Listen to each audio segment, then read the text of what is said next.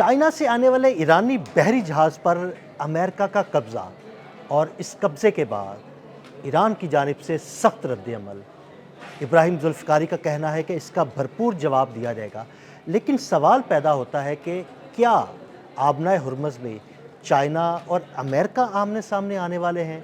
क्योंकि ये जहाज़ चाइना से चला था और चाइना से क्या लेकर ईरान आ रहा था, इस बारे में आमिर रज़ा से बात करते हैं। आमिर भाई, ईरान का बहरी जहाज़ चाइना से चला, एक तो मेरा सवाल ये है कि वो चाइना से क्या लेके आ रहा था? दूसरी बात ये कि चाइना से आ रहा था तो अमेरिका ने उस पर कब्ज़ा क्यों किया? क्या अमेरिका और चाइना आबनाए हुर्मुज़ में आमने-सामने आने वाले हैं?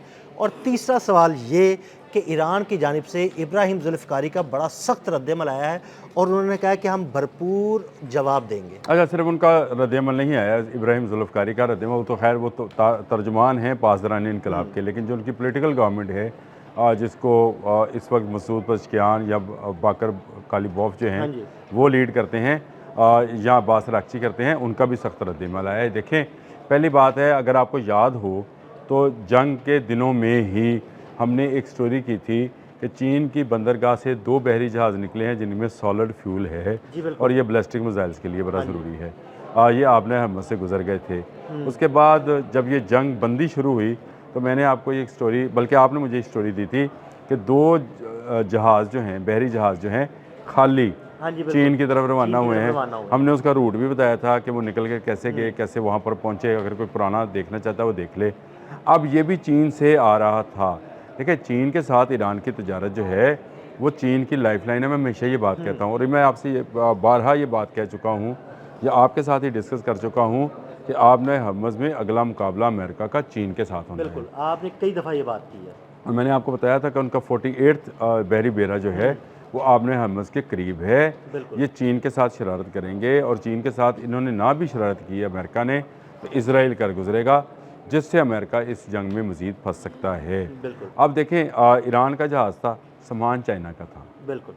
और ये 2 तरफ़ा तजारत का सामान था। अगर इसमें दफ़ाई सामान था तभी जाकर इतना सख्त इक़दाम किया गया कि उसके इंजन वाली साइड पर फायर लगाए गए। सेंटकॉम ने वो वीडियो जारी की है।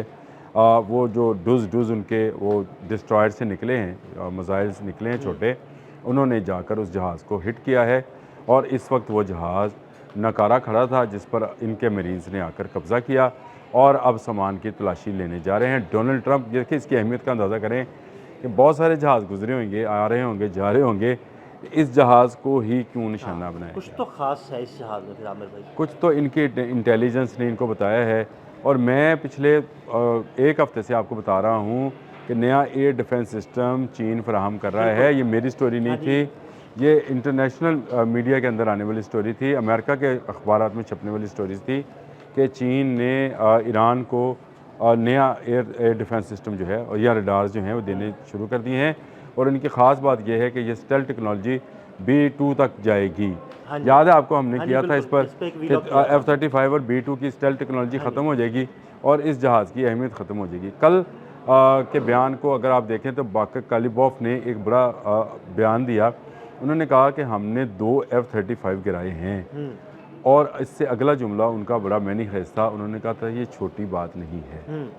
बिल्कुल छोटा आमिर भाई, वो दुनिया का सबसे जदीद लड़ाका तैयारा है, उसे लॉक कर लेना, उसकी स्टेल्थ टेक्नोलॉजी को मात दे देना, वो किसी वजह से तो हुआ है ना। कोई उसको तो स्क्रीन पे ले आना ही बड़ी बात है। कोई तो चीज़ थी ना ईरान के पास, या कोई ऐसा टेक्नोलॉजी थी, कोई टेक्नोलॉजी थी और अब इससे ज़्यादा टेक्नोलॉजी जो है वो लेके आ रहा था, क्योंकि उसके लिए कोई एक हल नहीं है कि B2 को पकड़ा जाए। लेकिन F-35 वो जहाज़ है जो फाइटर प्लेन है, उसको नीचे भी आना पड़ता है।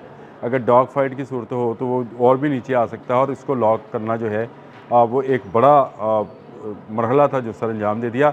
B2 तो बहुत ऊपर 50,000 से ऊपर, उससे भी ऊपर जाता है। तो इससे उसको लॉक करने के लिए नया रडार सिस्टम, मेरा अपना फ़हम है कि इस जहाज़ पर कब्ज़ा करना अमेरिका के लिए बहुत अहम था।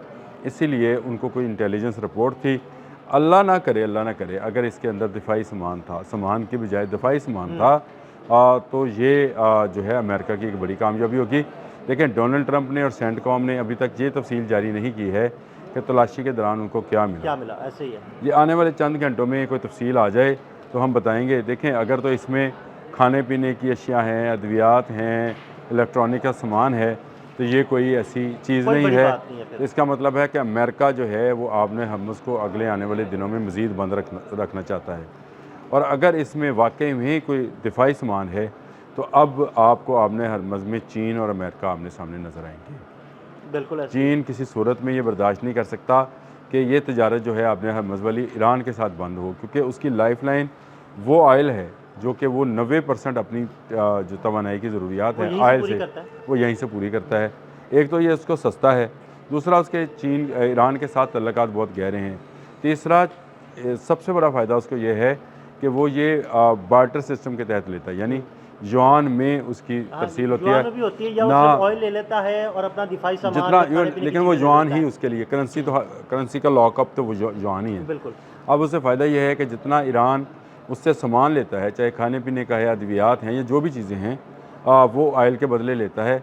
उसमें एक हद मुकर्रर कर दी गई, इतने युआन का ऑयल, इतने युआन का सामान। तो उससे चीन को ये फ़ायदा है कि उसको डॉलर बाहर से परचेज़ नहीं करने पड़ते हैं। हाँ जी। ईरान को ये फ़ायदा है कि उसको डॉलर परचेज़ नहीं करने पड़ते हैं चीन से सामान लेने के लिए। इसलिए उसने रशिया और चीन के साथ अपनी करेंसीज़ में मुआहदे कर रखे हैं। इसकी तकलीफ़ सबसे ज़्यादा है अमेरिका को, और यही वो वजह है जिसकी वजह से वो ईरान पर चढ़ दौड़ा है कि ईरान इन करेंसीज़ में ट्रेड ना करे। लेकिन आने वाली ख़बर जो है, मैं आपको बता दूं कि बाकी पेट्रोलियम मसनूआत के जो ममालिक हैं GCC के, वो भी दूसरी करेंसियों की तरफ देख रहे हैं। हाँ ये जी। एक अलग ख़बर है, वो इसको अलग से डिस्कस कर लेंगे। इस वक्त सूरत हाल ये है कि चीन और चीन की वजारत दिफा और वजारत ख़ारजा बहुत जिसको कहते हैं कि बगौर जायज़ा ले रही है कि इस जहाज़ को रोकने की और उस पर फायरिंग करने की सेंटकॉम को क्या ज़रूरत पेश आई।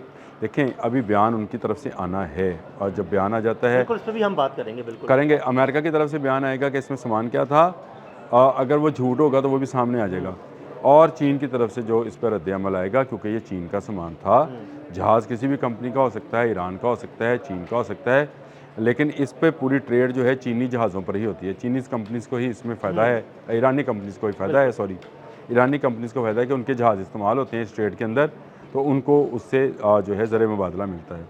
ये वो चीज़ है जिसको लेकर मैं ये समझता हूँ कि आपने हरमुज़ में जो है 2 सुपर पावर्स का टकराव हो सकता है, और ये 2 सुपर पावर्स का टकराव जो है ये एक बड़ी आलमी जंग की तरफ देखें। आपने जिनका इब्राहिमी का नाम लिया था, पासदारानी इनकलाब के जो तर्जुमान हैं, उन्होंने भी इसको कहा है कि ये जंग एटमी जंग में बदल सकती है, और ये जंग आलमी जंग में बदल सकती है अगर अमेरिका अपनी हरकत से बाज ना आया।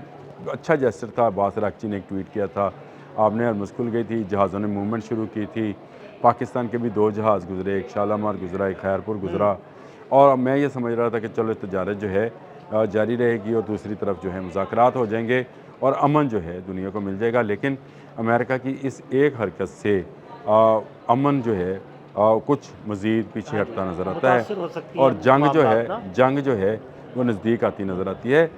ये बड़ा ख़तरनाक है, क्योंकि अब आज 20 है, 22 तक ये सीज़ फायर है।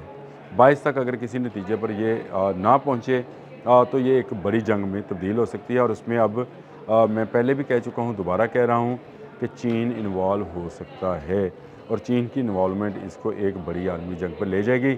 और मेरी थ्योरी, मैं हमेशा ये बयान भी करता हूँ, क्योंकि मुझे बयान करनी है कि दूसरी जंग अज़ीम एटमी धमाकों से या हिरोशिमा आपकी नागासाकी थ्योरी पे ये है कि वो बंद एटमी हुई थी, धमाकों पर बंद हुई थी और ये एटमी धमाकों से शुरू शुरू हुई। होगी। अल्लाह ना करे ये हम देखें, लेकिन मुझे ये लगता है कि ये एक बड़ी जो है जंग जो है चीन और अमेरिका की शुरू होगी। तजारती जंग थी, उसमें तजारती सामान को रोके जाना जो है, ये मैं समझता हूँ कि जिसको कहते हैं कि हॉट वॉर जो है वो शुरू हो सकती है, और ये जंग जो है फिर वो बहुत ही ख़तरनाक होगी, ना सिर्फ ईरान के लिए बल्कि पूरे ख़त्े के लिए और पूरी दुनिया के लिए, क्योंकि फिर दुनिया के मुख्तलिफ ममालिक मुख्तलिफ ब्लॉक्स में मौजूद हैं, वो अपने अपने ब्लॉक में कुछ ना कुछ रिएक्ट ज़रूर करें। बिल्कुल, बहुत शुक्रिया आमिर भाई। आमिर भाई ने बड़ी तफसील के साथ इस सारे मामले पर रोशनी डाली। मज़ीद अपडेट्स के लिए हमें फॉलो करते रहें। अदील अहमद और आमिर रज़ा को इजाज़त दीजिएगा। अल्लाह हाफ़िज़।